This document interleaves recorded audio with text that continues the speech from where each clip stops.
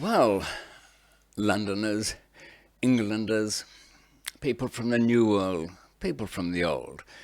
This is David McMillan here, and I'm back after a little pause to take care of some things that always come up over Christmas.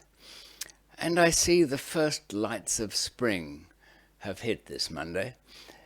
And what did the poet say? In spring, a young man's fancy turns to, well, not love, but COVID-19. Yeah, there's no avoiding that, though there's plenty of avoiding the actual disease itself. I wouldn't worry too much about actually catching COVID-19 through the coronavirus. Your chances are better of winning a lottery ticket from actually dying. But you could well pass it on to somebody else. And if they're old and unwell, they might go. And that could happen anyway. But of course, the big panic at the moment is that there are not enough ventilators to pump that oxygen into their lungs. So if they all come at once, well, grim decisions will be made, and on the ground. My intention had been to bring you a little video about changing your identity, becoming someone else.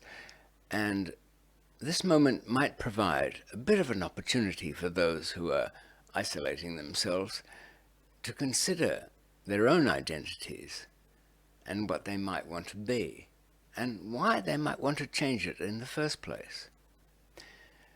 I'd go into all the detail of what you need to do to abandon your old personality and become someone else. And I say personality because that's the key to it. It's not so much a matter of documents and passports as becoming another type of person, to not appear to be the type of person that you were. So do you know who you are now? I found that was the thing back in the old smuggling days, that if I wanted to adopt another identity, I first had to imagine just what that person was. Move like that person, speak like that person, and take an interest in the kind of things that that person did. A few people have turned to me with a vast and dismal prison experience to ask me what is best to do when isolated, when locked down. A very irritating word, this lockdown. A prison lockdown is something that happens when people are already inside a prison. That is, when the doors are being locked all the time anyway. And the lockdown is when they really don't open them for anything except to give you a little food. And that's nothing like what would happen in the civilized countries, and certainly not in the UK or the USA. You'll still be free to go for a walk, open your doors, speak to people, even if you're keeping that little social distance of a couple of meters that people insist upon. But it's nothing like a lockdown. And using the phrase, which the reporters all seem to love, is only to heighten a sense of emergency. And again, it's only the kind of emergency that comes with campaigns, a bit like the choice of, do you go into battle now when you don't have enough guns? No, you don't. And do you go into battle against the virus now when you don't have enough ventilators? And there's not much that can be done about the supply of those, but the choice is how quickly it all comes on. So, because there's not enough gun ventilators, they just want to slow it down. And you could find yourself at home wondering what to do. Are you going to exercise? Fill in the time with some trivial pursuit of some kind? Do those kind of self-improvement exercises that really come to nothing? Get on a health kick? Leave your vices behind? Well, I'm not sure about that. I notice I get a lot of text messages from local dealers who are just making sure that supplies will get through. They like that word lockdown too, but then again they've had first-hand experience of it for the most part. Many years ago, I found myself in a dungeon in Hyderabad in Pakistan. I had an argument with the prison governor in Karachi and was disappeared and then transported to this relatively, well, quite small prison with only a few thousand people and thrown into the isolation ward there. There was very little light, there were few sounds, some indications that it was day or night. And so I had lots of time to wander around the tiny room, dirt floor, hole in the corner for a toilet. But I'd managed to get some comfortable bedding, so it really didn't bother me at all. And I passed my time thinking about historical problems, being a bit of an armchair warrior for battles that had taken place years before. But that's nothing that I suggest you might want to do. Let's try something different. One of the key things that I talk about in changing identities is deciding who you want to be before you just start selecting names and getting documents. And here's something that might help. Imagine that you're on a spacecraft. You're an alien of some kind, but an intelligent one, or you wouldn't have a spacecraft. And as you speed toward Earth, the transmissions from Earth start to catch up with you. And you get a kind of potted 20th century history, especially as the television transmissions reach you. And you come to know all of the mistakes and follies and errors that are committed by everyone. And you come to know something of Earthlings and their ways. And you might wonder, when I land, what will I be? An alien? No, that never seems to work out well. Even in the day the Earth stood still, it didn't really have a happy time, but it might have been that dismal Keanu Reeves playing the role. And the robot, well, that didn't do anything very useful either. No, you're the kind of alien who's actually intelligent.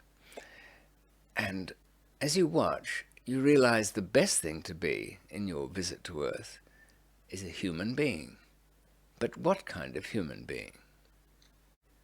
Imagine as you're on your spaceship heading towards Earth, your computer screen here today will be your port window looking down, and you can use it as such. And as you flick through the news broadcasts, the television programs, imagine you're seeing these for the first time. Imagine this is what you have to understand Earth people. And then you can decide what you want to be. You will see men and women of Earth scurrying about, no longer hunters and gatherers, but acting in much the same way. What would you tell from those steaming into supermarkets, clearing out all their toilet rolls and trolley loads of cans that they'll probably never eat? And what about those toilet rolls? What does that mean? It means they have a fear of the alien, and in their case, it's the fear of the alien virus, a cold-hearted, neutral little, well, it's not even alive really, a virus. It's just a thread of RNA that is like a key in a lock. It's pretty much random, but of course you think there's some force behind it, some design, but there's not. There's just a lot of useless keys, but finally one fits the human lock and corrupts it from within. And it's that sense of disgust of the filthy and the unclean that drives people to get all those toilet rolls. You can never be clean enough. You can never wash enough. In fact, the government are telling you to wash the filth away. It's only natural that you'll want that white, clean and soft paper to cover all the traces of the filth that will consume you. Are they wrong? Yes, they're wrong because they have no acceptance of the same mathematics that gives them the cell phone in their hands. They know that works, but they don't necessarily think there's magic behind that.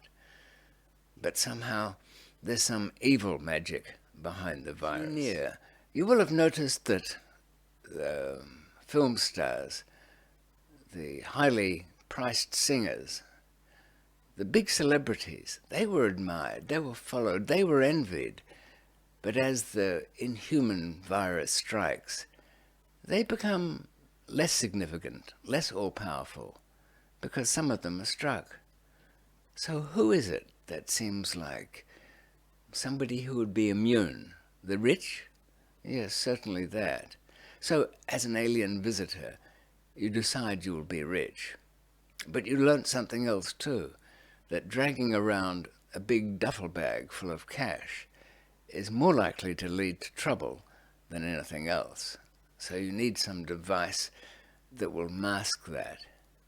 And again, this will go back to the video that's coming next on identity, managing the money that you'll need. I'll give you a little introduction to that identity video. And take a look at a minute or two just now. Have you lived a long or a short life? But in either case, you're tired of who you are. You want to be someone else. You might have to be someone else. But where do you begin? You'll need papers, you'll need money. But how do you do it, and where do you go? Sit back, and I'll tell you. Yes, there's quite a bit to that story on identity changing, and quite a bit of editing, so that'll be coming very soon. But where were we today? Fighting our fears, yes? So it's not the celebrities that you formerly admired that seem to have the immunity to the threat. It is the filthy rich. They somehow seem to be spared. Why is it? Do they have secret knowledge? Do they have secret power? Yes, you'd conclude they probably do. And that's what most people think they have. But they don't really have that. They can be stripped bare, as over the centuries tyrants have taken the money of kings and adventurers. So they're not really immune, but it'd be better to be one of those, surely. As an alien, you'd probably ask yourself, is it better to be a man or a woman? Well, women are more, and certainly you'd get the idea now, are very vulnerable to attack. To some extent from illness, but also by men. So for safety, you'd probably be one of the rich and powerful men who are rarely seen. A bit of a sad choice, because there's so many things you wouldn't understand without some kind of feminine perspective. But you've always got time to catch up on that, perhaps. But as your alien ship sends out its drones to give you more detailed information, you find that being one of the secretive, grey-haired old men behind the scenes doesn't really give you a flavour of life on Earth. So it's better to be amongst people that'll go about ordinary things. But you do find that they just follow each other so much.